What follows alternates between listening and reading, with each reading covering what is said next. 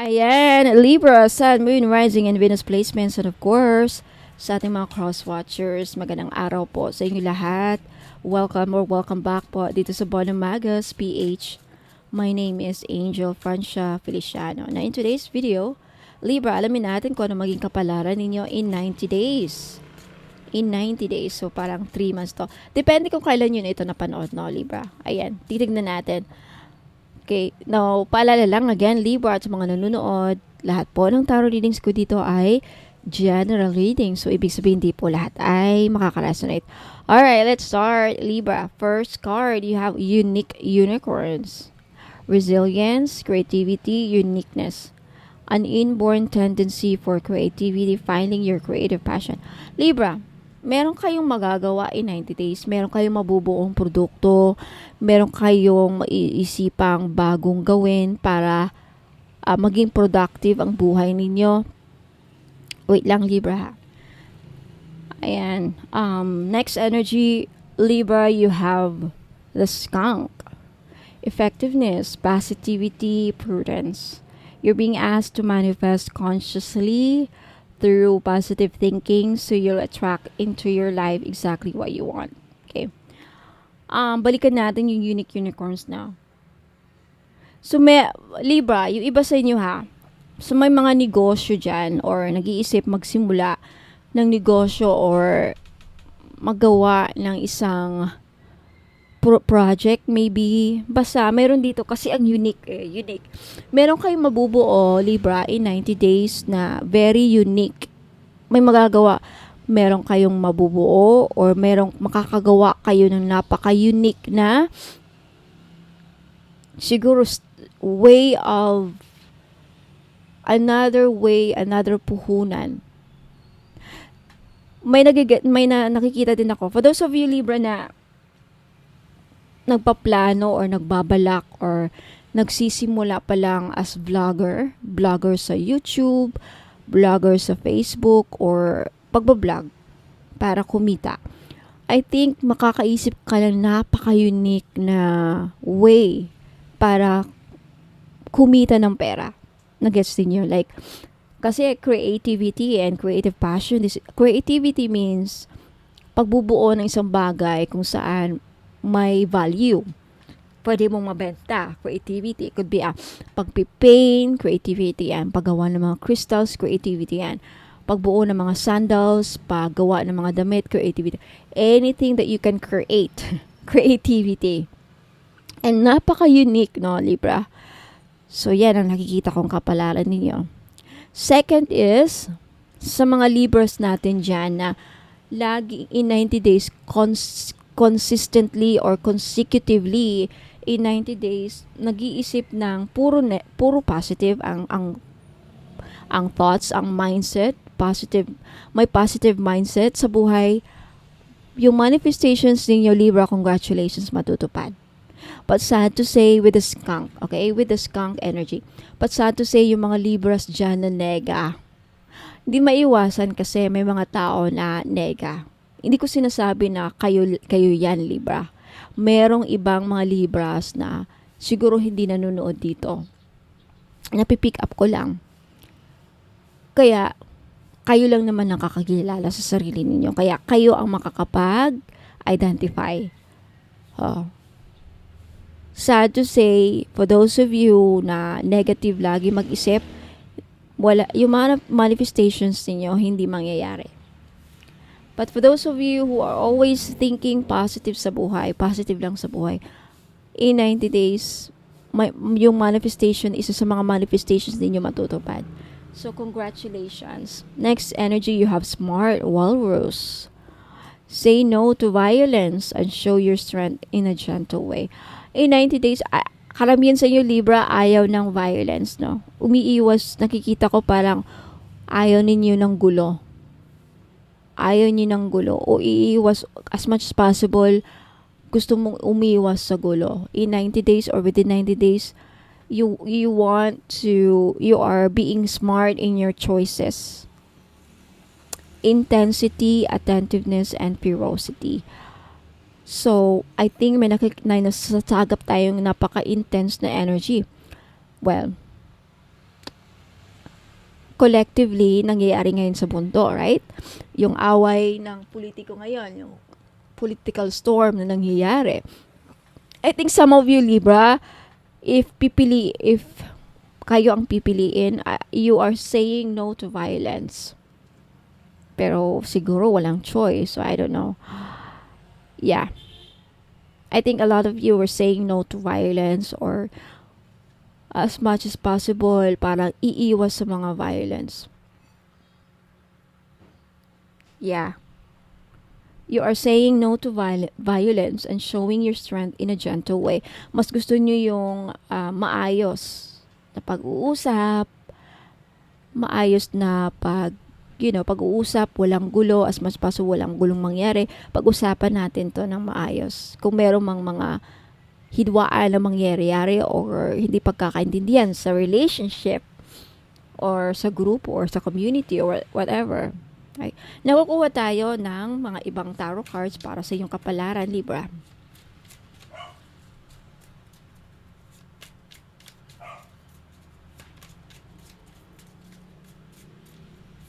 You have, wow, the Wheel of Fortune, Libra. For a lot of you, eto, marami akong napipick up na energy sa card na to. May pagbabago mangyayari. There will be some changes na mangyayari sa inyong kapalaran or sa ibang aspeto ng buhay ninyo. Financial aspect, emotional, physical aspect, career aspect, love aspect, no? Wheel of Fortune. Mukhang yung iba sa inyo, Libra, magiging maswerte in 90 days or within 90 days. Maramdaman niyo ang swerte o may swerteng paparating. Okay. Next, you have the Two of Pentacles and the Seven of Wands. Let's collect Three of Cups. May nakikita akong celebration, may victory. Three of Cups could also be like victory and a harvest. In the Kabbalah, the meaning of these 3 cups in Kabbalah is pag-harvest ng mga pagsusumikap mo in the past. Like, this is you pag-i-enjoy ng mga this is you enjoying your fruits of labor. This is you harvesting. So, in 90 days, may malaking celebration na mangyayari sa buhay mo. Talaga namang, kasi kung maramdaman mo naman ang swerte, talaga magse-celebrate ka. Who knows, Libra, yung iba sa inyo manalo sa loto or sa game. I don't know. Pero, kasi ang Wheel of Fortune, this is also, sa loto. Casino, I don't know. Like, pag gambler, lucky in gambling. So, for those of you Libra na sumasali sa mga gambling, sugal, posibleng mananalo kayo. Malaking panalo, kaya magsa-celebrate. Two of Pentacles. Kaya lang, in 90 days, Libra, or within 90 days, mukhang mahirapan kayong i-budget yung pera ninyo. So, try to manage your money well in the next 90 days. Sa loob ng 90 days, kasi mukhang yung iba sa inyo, hindi lahat magkakaroon ng challenges sa kaperahan. Kasi, ayan in conjunction with the Seven of Wands and the Two of Pentacles, this is you, parang nahirapan kang i-balance yung pera ninyo. I mean to say, well, in 90 days, andyan yung Christmas. So, December, January, and February. Right? Tama ba? December na ngayon. So, December, January, and February, within those months, mukhang yung iba sa inyo Libra, hindi lahat mahirapang i-balance. Mahirapan kayong mabudget yung allowance ninyo, pera ninyo. Magkakaroon kayo ng challenges. Seven of Wands is a card of challenges and obstacles. Struggles. Magsa-struggle kayo sa finances ninyo. Hindi naman totally na mawawalan kayo ng pera, but magkakaroon ng konting struggle. Kaya lumabas yung Two of Pentacles is because i-manage ninyo wisely. Kasi ang Wheel of Fortune kasi is hindi sa lahat ng panahon nasa ibabaw ka. Bababa Ayan, ang buhay ay parang gulong, di ba? But, irregardless kung mangyari yan or hindi, Libra, definitely meron kayong mai-enjoy mo naman. Three of Cups, there's a cause for celebration. Parang may mangyayaring isang event kung saan may malaking celebration na matutupad, or there is sort of like, ang laki ng cups, maybe this is an opportunity, tatlong opportunity ang darating sa'yo kung saan you will celebrate this. Or a 3 victories, who knows? Victory, kasi ang 3 of Cups could also like a victory. Kaya magsa-celebrate. Okay? So, Libra, Sun, Moon, Rising, and Venus placements, yan po ang inyong kapalaran in 90 days. Let me know if it resonates sa inyo. Don't forget to like this video if nagustuhan ninyo ang pakikinig or panonood. Ayan, sa mga hindi pa nakapag-subscribe, huwag kalimutan mag-subscribe at i-click yung notification bell para wala kayong ma-miss na mga uploads next time. And Libra, if this reading resonates with you, yan, mag-comment kayo sa baba. Leave a comment if you want to claim this energy, no? And ayan, huwag muna kayong alis kasi may instruction ako na ibibigay para dun sa mga interesadong bumili or makita yung mga paninda ko. Okay? Huwag muna kayong alis, magbabalik ako. Ingat po and God bless. Thank you so much. Inaanayahan ko po kayo na mag-follow sa akin sa Facebook page. Ayan, sa mga interesado pong makita, no, ang aking mga paninda, lahat ng mga pampaswerteng produkto na binibenta ko, makikita nyo po sa website ko. Okay? Paano po nyo mahanap ang aking website? Kung pupunta po kayo dito sa aking YouTube channel, sa homepage ko, makikita nyo po dito yung description ng aking YouTube.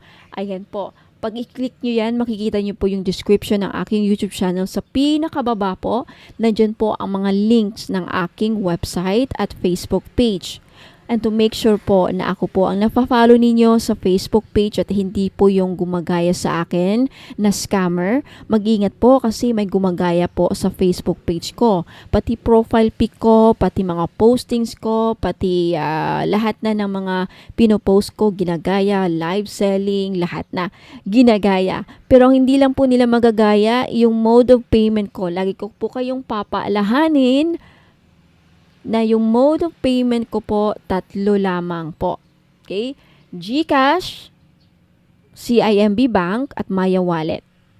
Wala po akong BDO, wala po akong BPI. Yung bank ko po, iisa lang. CIMB Bank lang po. At iisang pangalan lang po ang magre-receive ng inyong pambayad. Angel Francia Feliciano. Pag iba pong pangalan ang papadalhan ng inyong pambayad, ingat po, scammer po yan.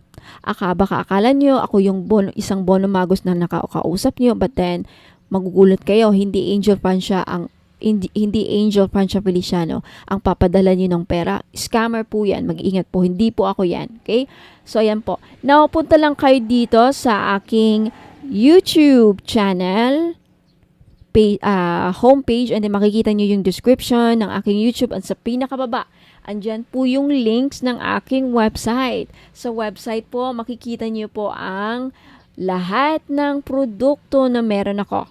Okay, kung nakikita nyo yan, may dalawang nakalinya dyan sa taas. I-click nyo lang yan at then lalabas na po yung mga menu. Makikita nyo dyan yung mga bracelets and amulets. Ayan, i-click nyo lamang yan and then lalabas na dyan yung mga bracelet. I-click nyo lamang yung picture. Yan, para makita nyo yung description ng mga product ko. Nakasulat dyan yung benefits, paano gamitin, instruction, ayan. Balik na naman kayo. Ayan, andyan po lahat. Yung services ko, yung tarot reading, magkano, and then yung mga spell jars nakalagay po dyan. Although hindi pa totally tapos yung website ko kasi ongoing pa rin, under construction pa rin. Pero at least meron na kayong makikita mga produkto and then pwede na kayong bumili. Paano bumili? Kung hindi kayo sanay na bumili dito sa website ko, okay, pwede naman dito kayo bumili kung may mga card kayo, mga PayPal kayo, may PayPal kayo. Pero kung wala, okay, just take a screenshot. Okay, so gusto nyong bilhin ng mga crystal necklace, ayan, i-click nyo lang yan mga madam at sir, yung mga picture para makita ninyo. Lalabas yung mga description, makikita, mababasa ninyo kung para saan tong crystal na to. Take a screenshot of the item, and then, pagkatapos yun ang makuha, Pag tapos na kayo sa mga screenshot ninyo, screenshot nyo na yung mga gusto nyong bilhin, ipadala nyo po dito sa Facebook page. Dito po kayo mag-click to make sure na ako po yung napafollow ninyo. Ayan. Mariredirect kayo din. I-message nyo sa akin yung mga, ipadala nyo sa akin sa messenger yung mga screenshot ninyo na nakuha nyo sa aking website. And then dun po ang ating transaction. Okay? So maraming salamat. Ingat po sa mga scammers ngayon. Okay? Ingat po and good luck. Maraming salamat po.